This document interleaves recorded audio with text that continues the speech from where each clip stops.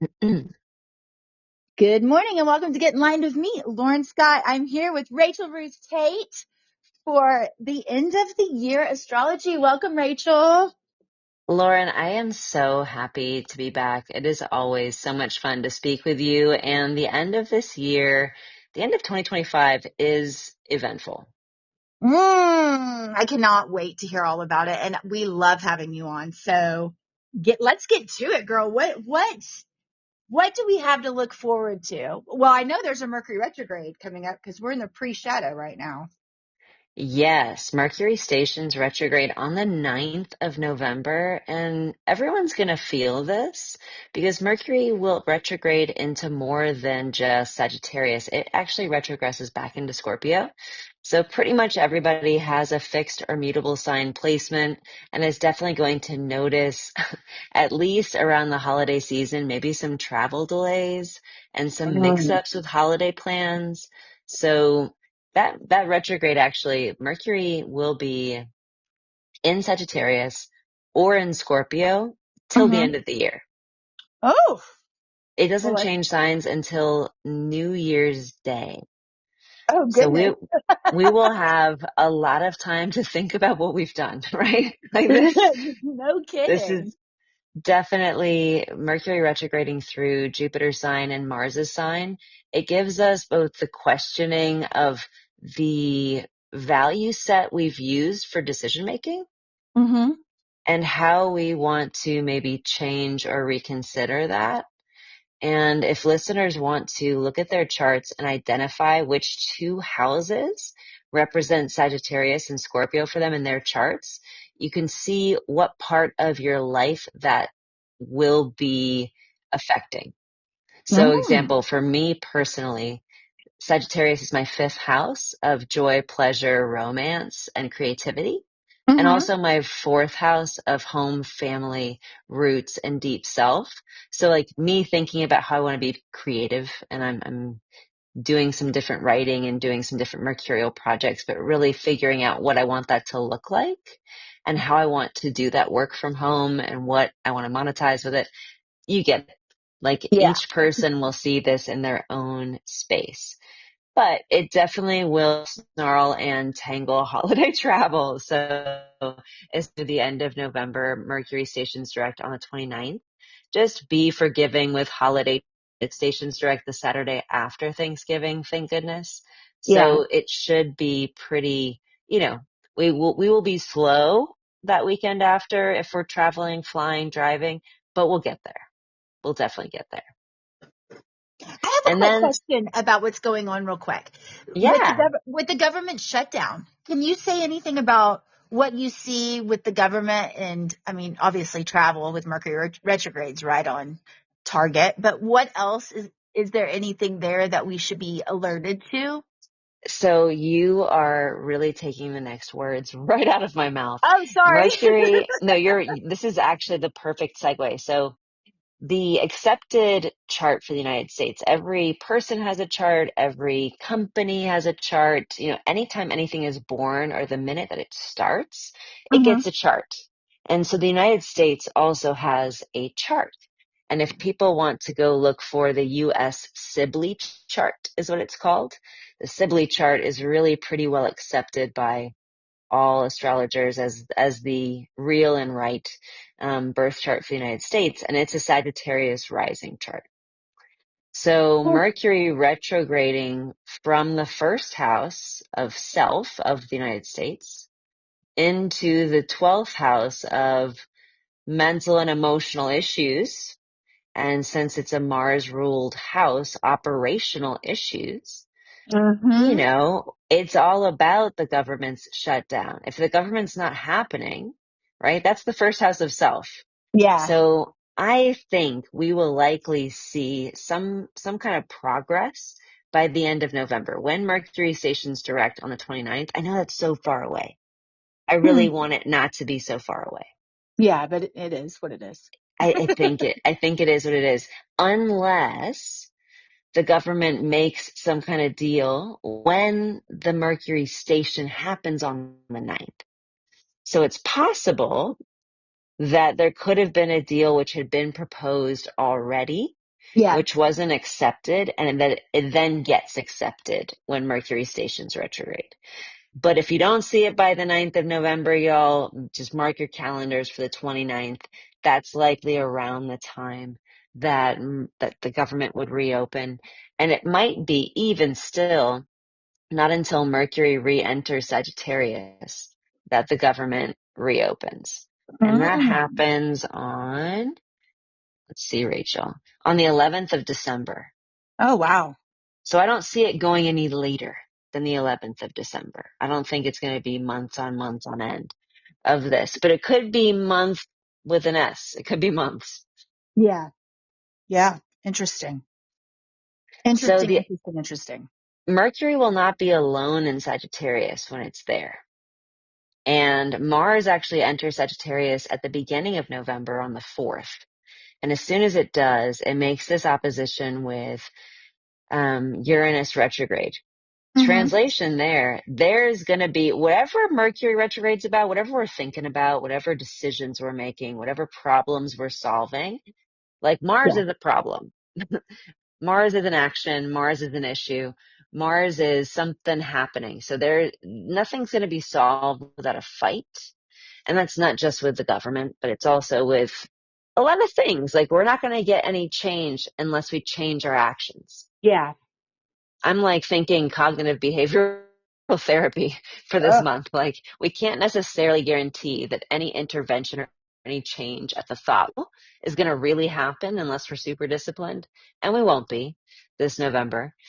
Can't guarantee it at the emotion level, but if you change your action and you like literally do something different, be sure that the other two will change. So Mars is there to both help us in the Change. evolutions, right? But it also might it might create some problems. It might be an issue, especially toward the beginning of the month. Look for some surprises that first week in November. But luckily, the day after Mars enters Sagittarius, we get a really nice moon. This is my favorite moon for the rest of the year. And this is a full moon in Taurus that happens on the 5th. Why is it cool? Well, the moon exalts in Taurus, so it's like the most delicious and luscious and peaceful and comfortable of Yeah. all the moons. But here's the kicker. When the moon is full in Taurus, exalted moon, we like it, apex of Mhm. energy. But the sun's in Scorpio. Yeah. That's what makes the moon full. And so it's real sexy. It's like very, very hot, very cute, very, Mm. very sensual. And I think if there's if our romantic lives have a peak, it's probably something happening on November 5th or thereabouts. Uh-huh. Definitely going to feel that sort of tension or steaminess, I think, out in society. So if there are any, scandals, celebrity scandals, or any couples that come out, it's that kind of It's a time. that kind of energy. Yeah, because Understood. then the next day, so Venus is really in an awesome place for this moon. She rules the moon, which gives a little bit of like, is this moon going to hit nice or not? So Hmm. Venus is in Libra when that happens. That's her sign. So strong moon, strong sex appeal. We love that moon. The Yeah. next day, she enters Scorpio. Now that Scorpio rules the genitals and that's most of the acts of consummation, right? Involve the Yeah. genitals. So she doubles down on that kind of sensual nature of this time period in November. But the thing is, Venus doesn't love being in Scorpio. It's intense. Like that level of raw, real intimacy is intense and sometimes dangerous. Yeah. And I think we might kind of be feeling a little bit emo. Mm. Maybe it's our time to listen to music and just kind of be in a little bit of a hermit mode. Or with Venus and Scorpio, maybe it's our time to get active. It could be one or the other. Do you want to be in your feels? Like, is that aligned with you? Or are you like, I'm pent up. I gotta let this out I somehow. gotta work out. I gotta Yes. do something. I got to get to the gym. And with Venus and Scorpio, if you live near a body of water and you like water sports or Hmm. activities, definitely the whole month. Mm. But I think it will have people, though, being extra sensitive. So be So wary of that. Like, give grace where grace needs to be given for those that are a little bit extra sensitive. especially with Mercury stuff, because you got to remember, Mercury's in Sag, it's retrograde as of the 9th. Mars is there too, tangled up in this, and Mars is ruling Venus, and we're in a Venus-ruled lunar period. So it all kind of comes back to that whole Mercury is we've all wanted to make, and I think we all, at this time, right, beginning of November, there's something you want to like start or stop. Yeah. And whatever that is, you're working through how to make that feel right and feel good. Because Mm-hmm. when it's right, it feels right. There are very few things that are so right and feel wrong. They might feel scary, but they don't feel wrong. Yeah, they don't feel wrong. And right now it's that like getting into your body and really listening to that intuition. When everything's in Scorpio, we got Sun in Scorpio, Venus will be in Scorpio, like intuition game strong for Yeah. everybody. You'll get that gut feeling of like, oh yeah, or oh no. And if it's not a yum, it's a yuck. And Yeah. it'll help us clarify. And I then we get more, girl. We get more. That same week, the day after this happens, Uranus retrograde re-enters Taurus. Oh, goodness. And it's only a big deal because Uranus is a very slow moving outer planet. It takes 84 years zodiac. So anytime it crosses the sign boundary, it's kind of an event. Yeah. And this time it's being ruled by Venus. So maybe shakeups in relationships. This whole like first week of November, I am really feeling like there's going to be some major makeup breakups or like surprise couples or like salacious tabloid stuff Yeah, like will the be stuff that's for. coming, the hidden skeletons in the closet are coming through. Okay, it's giving Katy Perry is dating Justin Trudeau. Yeah. Like that kind of like what the actual, like what is going on? What is life? How did this happen? It's just very different, very unique, very strange, but it's all going to be very engrossing. Like whatever it is that we're working on and working through, and that's a definite in November for everybody. Scorpio also rules the excretory system. So we gotta let some shit go. There's Let something it go, old to guys. be, Let it go. and I think we all see too. So in the United States' chart, to go back to your earlier point, Virgo is the United States' 10th house of public expression. Right now, the South Node is there. So everything everybody thought they knew publicly Yeah. about the United States and how they do things, it's getting drained out. The South Node, where we're having these eclipses, is going through that 10th space. And with Mercury doing the retrograde, it's kind of like we've all got to decide, how do we want to be seen right now? Given what's true as a country, how do we want to be perceived? Sorry, my dog just went crazy with her toy. Like, She knows we gotta go crazy right now. she's like, let's go crazy. And we especially see that too because Jupiter stations retrograde on the 11th. So Mercury stations on the 9th, like giving you a quick rundown, play by play, beginning of the month. Mars enters Sag on the 4th, Hmm. full moon in Taurus on the 5th, Venus in Scorpio on the 6th, Uranus in Taurus on the 7th, Mercury into retrograde on the 9th, and then Jupiter stations on the 11th. So it's like 1, 2, 3. It's just Oh, one wow. after the other after the other. Big things changing. And when Jupiter stations, I think it's kind of completing the process of introspection Uh-huh. because Jupiter in Cancer, it's the strongest planet in the sky right now. Jupiter exalts in Cancer, does its best work. We all love taking care of each other. If we can really honestly just give a shit, if everybody gave a shit and did the right thing, like we wouldn't need a We, government. we would be okay. Yeah, that's Jupiter in Cancer. Everybody cares. Everybody does the right thing or tries to. Yeah. Highest intention. So when Jupiter stations retrograde, it pulls focus to it. And Mercury's doing its retrograde in Jupiter's sign. So I think it's coming back to like the heart of things. How do Yeah. we feel?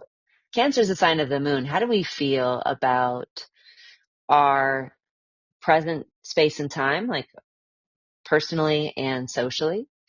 How do we want to contribute to our communities? Like in the world where everything is kind of falling apart, what's your good to do? What's your role to play? What's your gift Mm. to give? What would the world be less rich if it didn't have from you? And that's the Jupiter retrograde question, which Mm. hits deep and it hits the core of all these things. Like if I'm looking to rearrange something or start or stop something or get deep on something, all of it's about personal development. Yeah. And that's this month. That's Jupiter retrograde. And of course, it won't surprise you that Mercury retrograde conjoins Mars the day after on the 12th. Of So course you it have does. the realization, you have that like meditation, something hits you in the heart. And the next day you're like, okay, I got to do it. I've got to adjust. I've got to evolve. I've got to adapt. And I mean, I would think the first couple of weeks of November they'll be very socially active Mm-hmm. and personally active. And then we get a reprieve and not too much is actually really deeply happening until the 16th and 17th, when the sun does a connection with both Jupiter and Saturn. Why is it important? Well, as soon as Jupiter stationed retrograde and Saturn hasn't yet stationed direct, but it will soon, they are the closest they're going to be to forming a trine with each other. And Yeah. a trine is an angle that helps us grow. It's a positive, beneficial angle, but it also expands things. And these two don't form a perfect trine. They get within less than a degree. Mm. And on the 16th and 17th, the sun completes the trine. The sun heads to the place in Scorpio, where both of those two, if there was a planet there, they would have this grand trine. So we get a hell of, like, very close to exact grand trine, the closest we're going to get on the 16th and 17th, there How with the sun. often do grand trines happen? Well, with swifter moving planets like Mercury, Mm-hmm. Venus, Mars, more often. With outer planets or social planets like Jupiter and Saturn, or say, Uranus, Neptune, very, very infrequently. Mm. So as an example, Mm-hmm. right now, this is before Uranus retrogresses into Taurus. And if we go back a month, before Neptune retrogressed into Pisces. So we had Uranus in the very first degree of Gemini. We had Neptune in the first degree of Aries, and we had Pluto in the first degree of Aquarius. And Yeah. those form a minor grand trine. So instead of 3 trines, it's 1 trine and 2 sextiles. That hasn't happened since before the year 0. Wow. It's not a common thing. So all of those planets speaking to each other, especially in a harmonious way, it's always a good thing. Whether Yeah. it's a grand trine, minor grand trine, trines are helpful.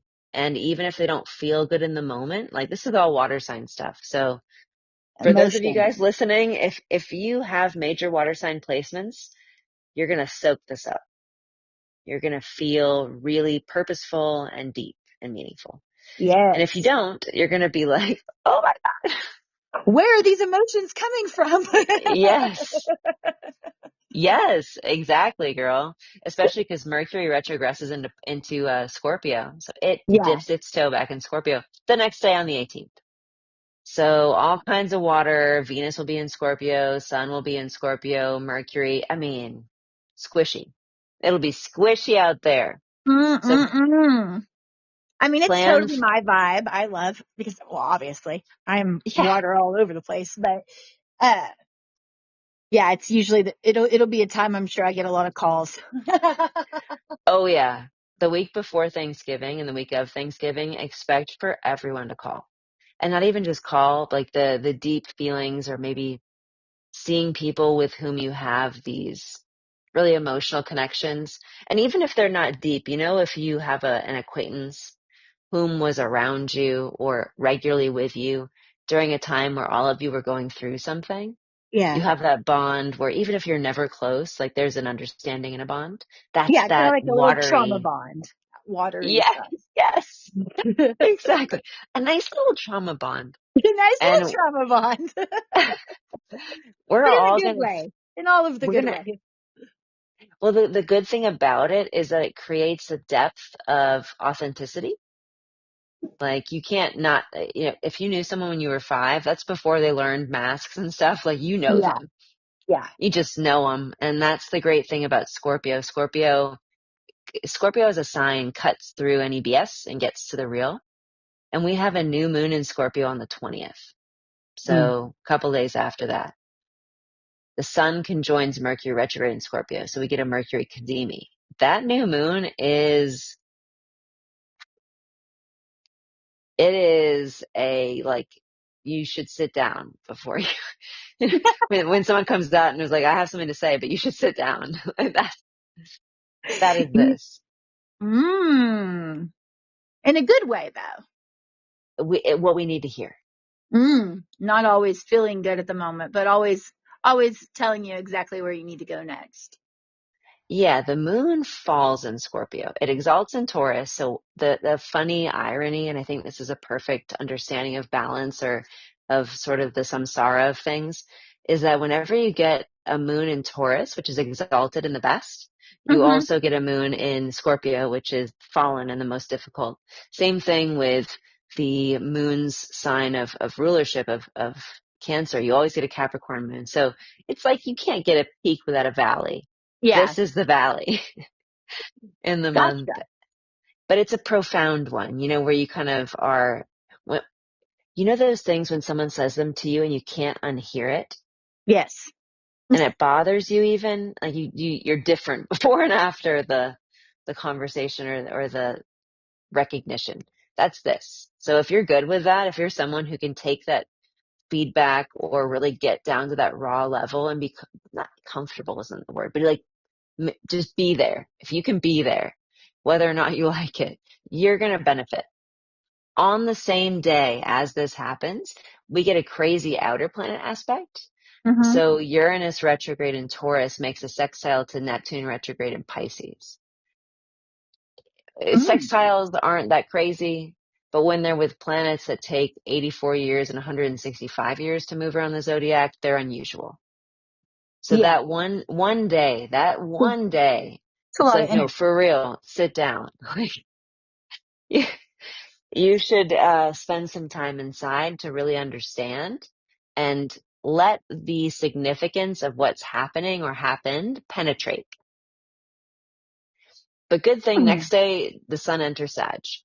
So then we get like, okay, sit in the shit and then break. Like now go explore, go try new, go try like the one little trough of like, this is heavy on the Yeah. 20th. And then now let's go.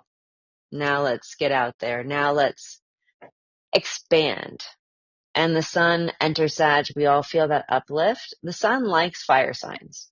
Just point blank, period. It loves it. And so it'll be a bit higher time. And I like that happening before Thanksgiving, a little bit more fun. And then we get, a few little aspects here and there, but nothing major until the day of Thanksgiving. Oh. And you're going to love this, Lauren. US, bringing that in again. If you're not a US listener, I'm sorry. I'm sorry that I emphasize these things, but most of them are. So it's important to talk about how these things affect the wider whole, especially Yeah. the whole that you're a part of. So Saturn stations direct on the 27th. Saturn in Pisces. And Pisces in the United States' chart is the 4th house of home and family. So it's about the natives. Oh. It's about Wow. citizens. It's about homeland. And Saturn stationing direct tells me there's a shift in at least the struggles that we've been having. And hopefully it's a positive shift forward. I was gonna say, let's just hope that it's going forward. Well, the Or next day, sorry, 2 days after that, the 29th, Mercury stations direct too. And I feel with Mercury and Saturn, like there is some really positive, major and permanent change that's going to, like, a tide will shift with Pisces, with Scorpio, a tide shifts in this mm-hmm. country, but also in our lives. So looking at where those mutable signs are, like I said, Mercury retrograde in Sag, that's a big deal. This Saturn thing is happening in the same kind of place because Jupiter rules both Yeah. Sag and Scorpio, or Sag and Pisces. I think this is when people are going to get serious, and serious in a good way. Committing to things, making permanent changes, social currents shifting, maybe morality stuff or value-based stuff. So Mm-hmm. this is an emotional sign. So I like this. Nice. And then the very last day of November, Venus enters Sagittarius. We like that a lot. Everybody will like it. It's kind of like we go from being, like, watching true crime to watching stand-up comedy. I love how you said that. It just the vibe shifts, and it's lighter. It's more silly. It's more silly, and we need that, right? We if you We can't do.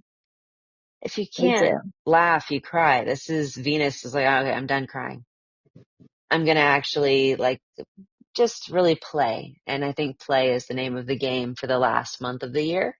Hmm. Especially if you're finding yourself in any kind of a dark night of the soul, this will be the time when you get to laugh at yourself as the fool and just be like, this is Good it. to This is know. what's up. Good to And then we get know. to December. So in December, full moon, beginning of the month, happens on the 4th, full moon in Gemini. And this happens right after Mercury direct. So this is Mercury ruling the moon. It's kind of like, what did we learn? Yeah. What did you learn? And what are we not going to do again? But also, what do we need to create? Think big creative Hmm. energy that first week of the month. Mercury will still be in Scorpio, so we're creating from an awkward place, like from a deep, strange, maybe even kind of ghastly place. Mm-hmm. But it reminds me how much our best works of art are coming from the deepest, most crazy experiences in the artist's life, like the Blue Period. Amen on that. Like the Gaudi stuff. It's so strange, the architecture of those buildings in Barcelona, but they are beautiful, Yes. undeniably. So more lighthearted. I mean, a little bit of the lifting of all the water stuff. If you're an air sign, fire sign person, you start to feel normal again right about this You time. start, You're you like, start to feel like, oh, okay, I've made it through. I'm alive again. And then first week of December, you get Mercury doing that same trine, but the trine's not quite as tight between Jupiter and Saturn, but you Hmm. still get it because Saturn's stationed direct. So there's kind of this idea of, okay, now I've decided, now I've figured all my shit out. Now I don't feel so emotional, and maybe I still do, but I can joke about it. Yeah. So now I can actually make those changes that I knew I needed to make, or that the spotlight of the sun showed me I had to make last month. Now I can do the admin. Like I can actually, transfer the title, or I can actually enroll in the class. I'm officially signing the thing that lets me do the thing, or making the transaction that lets me buy the thing. That's this beginning of December. So if you were thinking about buying really important holiday gifts, this is the time. The beginning of But December. yeah, and I know that's not the sales, right? That's not Black Friday, but it might be the time when you have the funds. Yeah.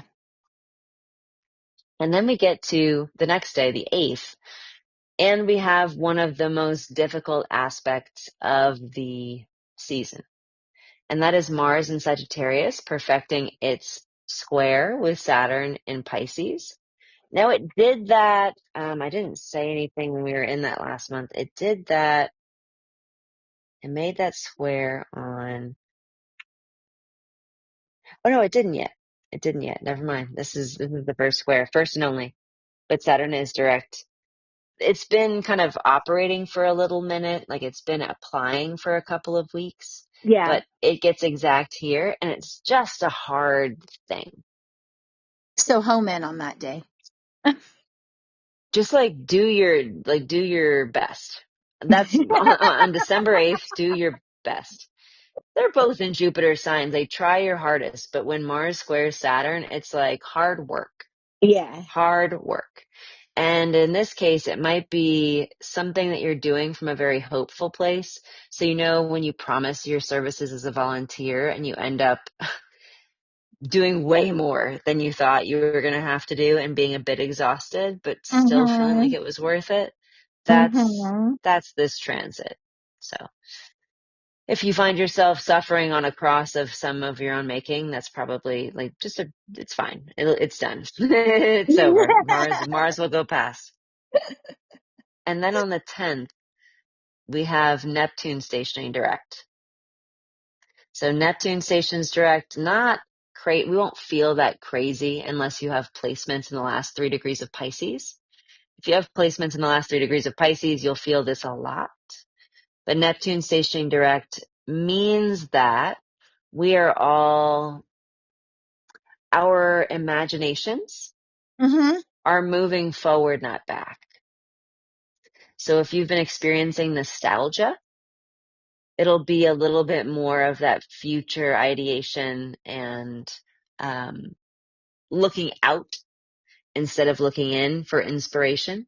So aspiring, right? Not inspiring. Mhm. Nothing too wild, except for when any planet stations, it calls focus to itself because it's still in the sky. So if wacky, wild, weird, insane stuff happens on December 10th or the days around that, that's this. Like, it will get less weird. Your universe is not turned upside down permanently. It's just this day. And then on All right. Thursday, the day after, Mercury re-enters Sagittarius. So maybe we are finishing up the editing and we've gotten over Mm. the hard part. When you have when you have the hard conversation and then you get out of the door and you finish the hard conversation, it went better than you thought. Yeah, that's this day. It's like relief. You're like, yes, that was okay. Like we did that, and that's done. That's that day. 15th of December, we get Mars entering Capricorn. Mark this day out. We love it. We love it. Mars in Capricorn is an exalted Mars. Translation, getting shit done. Just straight A to B. Shortest route between A to B, 3 action steps between. It's like this is the master and commander, Mars and Nice. Capricorn. So organizing stuff, probably between November and early December, it's been like, I don't know, the delays and the changing of plans and the last minute disruptions and the Mercury retrograde. What? This is like, nope, efficiency. You can plan a Mm. holiday party for Christmas. Those 10 days are fine. You're good. Don't Perfect. worry. If it hasn't come together, you can get it done as of the 15th. And then we get a new moon on the 19th. New moon in Sagittarius. I like it. Probably we're all going to be off work or, we're going remote for the next week or kids are out of school, whatnot. It's fun. Yeah. Like stay in, play games kind of a deal. Nice. Maybe though, turning over of a new leaf for the United States as well. So there could be Mm. a little bit of notice what foreign policy, domestic policy is going on around that time. And it will kind of let us know what the next 6 months of the United States vibe is going to be about. What is our whole thing for the next half year? Because those lunar cycles, the seeds we plant on a new moon in Sag in December are the crops that we get to harvest 6 months later when the moon is full in Sagittarius during June Gemini season. So that's great. That's great news. Well, I hope that when we get there, we're like, oh, this is lovely. Like, things are happening. This is, positive changes, social shift, more fairness and happiness. This is my hope. Fingers crossed. And then winter solstice on the 21st. So the sun moves into Yeah. Capricorn. Tropic of Capricorn always marks the winter solstice in the northern hemisphere. Shortest day of the year. And it's cold and dry. I mean, that's what Capricorn is, cold and dry. And Venus enters Capricorn 3 days later on the 24th. So we'll for sure have a traditional feeling Christmas, or maybe we are enjoying Christmas traditions, and that's part Mm. of what grounds us in this time at the end of the year, especially amidst so many changes and those retrograde stations. You know, we've got Mercury with the retrogrades, Jupiter, Saturn. There's some shift going on. So sometimes when we have a lot of change, we can feel more like we want to adhere to Hmm. the traditions that ground us and keep us feeling good. So that's the last major thing before the end of the year. I would have to include Mercury entering Capricorn on the 1st, on New Year's Day, Mm. and say that we're going to have Mercury and Mars and Venus and the Sun in Capricorn. So we're getting down to business. We are professional. Like, if you ever have a New Year's resolution, don't always subscribe to them, but this year, like, yes, Set it up. yes. Oh, Have one. if you set it up, it's like dominoes going to be knocked down. It will be boom, boom, boom, boom. Plan your work your plan. Mm. I like that. I do too. I think that 2026, it promises a lot of shift. We'll get into things. Saturn, of course, just a quick preview. The funniest thing, I think, the beginning of the year, Saturn will finally re-enter Aries. It changes signs again on Valentine's Day. Oh, wow. And Saturn is not romantic. So it could be I just think Valentine's Day this coming year is going to be funny. And I say that as a voyeur where I'm like, I'm glad I'm in a committed relationship, because For anybody real. who's not, it's going to be funny. Oh, geez. We'll have to catch up after that transit Definitely. and just talk some stories. We should ask some of some of our listeners for their stories during that time. Oh my God, Valentine's Day astrology story. Yes, Saturn Valentine's Day stories, We should 100%. really do this. It will be like a little bit grim though. It's not going to be cute. It That's might be okay. like there might be some engagements though, and some marriages. Like, it's a good committing. Like, I'm going to commit when something happens, but still very awkward, very awkward. I'm just giggling over here, Rachel. I'm like, oh gosh, like there are some times where I'm very happy that I am committed. Yeah, and that's the joy of Saturn. That's why Saturn exalts in Libra, Venus's sign. In a really wonderful commitment, everyone thrives. Hey, yeah. In a very good relationship, especially a stable relationship, oof, it's helpful. Primary relationships being stable, you don't even know what that does for a person. It's great. That's what I'm talking about. We like stability. The end of the year, unfortunately, is not the most stable, but it's like the change we need to make, and we've all been dragging our little feet. It's a lot. Like, think about the beginning of 2025 and the resolutions you either set or didn't set, and kept or didn't keep. It's still that stuff. It's that stuff, Gotcha. but we're getting to like the core of it. It's like now the part where you're like, all right, I've been working on this and I know what I need to do, and I'm actually going to do it. Well, that's always a good place to be. Yes. Yes, change is necessary. If you want Change is something different, necessary. do something different. That's right.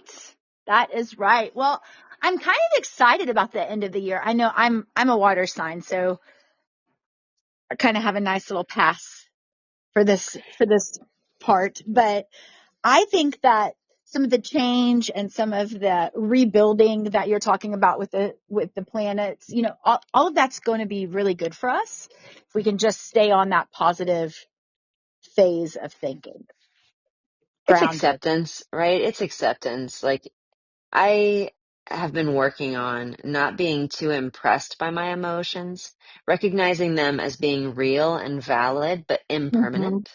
Like, Yeah, you're going to feel different. So as mad or sad as you feel right now, you will soften, like, inevitably. The same way as when you're really happy, like when you're ecstatic, savor that, because you know yeah, you can't stay that way. It can't exactly.